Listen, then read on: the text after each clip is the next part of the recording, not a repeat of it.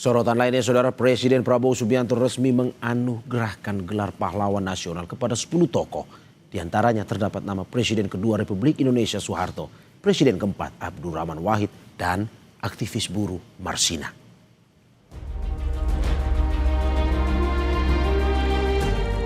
November 2025, tepat di Hari Pahlawan, Presiden Prabowo Subianto menganugerahi gelar pahlawan nasional kepada 10 tokoh yang dianggap berjasa bagi negara. Acara penganugerahan dihadiri ahli waris yang sekaligus mewakili tokoh untuk menerima gelar. Secara simbolis, Presiden Prabowo memberikan plakat monumen Taman Makam Pahlawan dan map yang dikemas dalam kotak kaca. Dari 10 tokoh, ada Presiden keempat RI Abdurrahman Wahid atau Gus Dur yang semasa hidup dikenal sebagai pejuang kemanusiaan dan pluralisme. Ada Presiden kedua RI Soeharto yang menonjol sejak masa kemerdekaan. Lalu ada aktivis buruh Marsina, Mokhtar Kusumatmaja, penggagas konsep negara kepulauan, Hajah Rahma El Yunusiah yang memperjuangkan pendidikan perempuan Islam di Indonesia. Kemudian Sarwo Edi Wibowo, pejuang kemerdekaan yang juga ayah dari Ani Yudhoyono, istri Presiden ke-6 RI Susilo Bambang Yudhoyono. Sultan Muhammad Salahuddin yang memperjuangkan pendidikan dan diplomasi. Syekhona Muhammad Khalil, ulama karismatik dari Jawa Timur yang memperjuangkan pendidikan Islam. Dari Sumatera Utara, Tuan Ronda Haim Saragih yang dikenal sebagai Napoleon dari Batak. Yang terakhir, Zainal Abidin Syah, Sultan ke-37 Tidore, pejuang politik dan diplomasi. Masuknya nama Presiden kedua RI, Soeharto, sempat jadi kontroversi. Menteri Kebudayaan sekaligus Ketua Dewan Gelar, Tanda Jasa, dan Tanda Kehormatan Fadlizon bilang Soeharto berjasa dalam pertempuran serangan umum 1 Maret 1949 di Yogyakarta.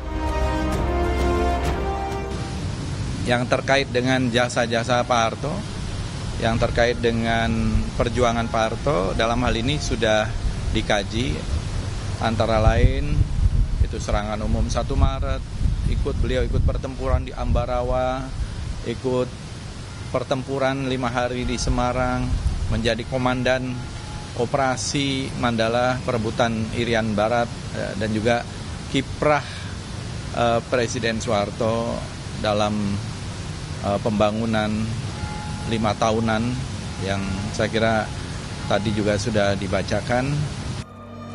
Keluarga Presiden kedua RI, Soeharto, yang diwakili putra-putri almarhum Soeharto, berterima kasih kepada Presiden Prabowo Subianto atas gelar pahlawan kepada Soeharto dan tidak mempermasalahkan pro kontra yang terjadi. Ada yang pro dan kontra, itu wajar-wajar saja. Penting kan kita melihat apa yang telah dilakukan oleh bapak saya dari sejak muda sampai beliau wafat, itu semua perjuangannya untuk bangsa dan negara dan masyarakat Indonesia. Jadi boleh-boleh saja kontra, tapi juga jangan ekstrim gitu. Yang penting kita jaga persatuan dan kesatuan Republik Indonesia. Presiden Prabowo juga menganugerahkan gelar pahlawan nasional kepada aktivis buruh Marsina. Kakak Marsina, Marsini, berterima kasih kepada Presiden Prabowo atas penganugerahan gelar tersebut. Keluarga berharap perjuangan Marsina jadi inspirasi bagi pekerja di seluruh Indonesia. Insya Allah pemerintah bisa mensejahterakan kaum buruh yang ada di Indonesia, juga memikirkan nasibnya. Jangan ada PHK,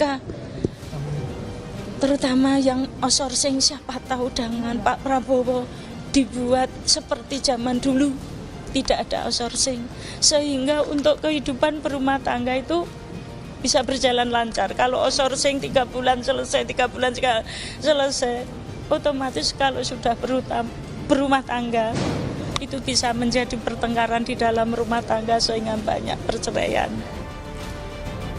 Penetapan 10 nama pahlawan nasional sesuai dengan keputusan Presiden Republik Indonesia nomor 116 tahun 2025.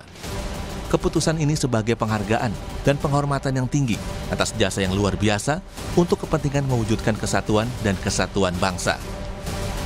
Tim Liputan Kompas TV.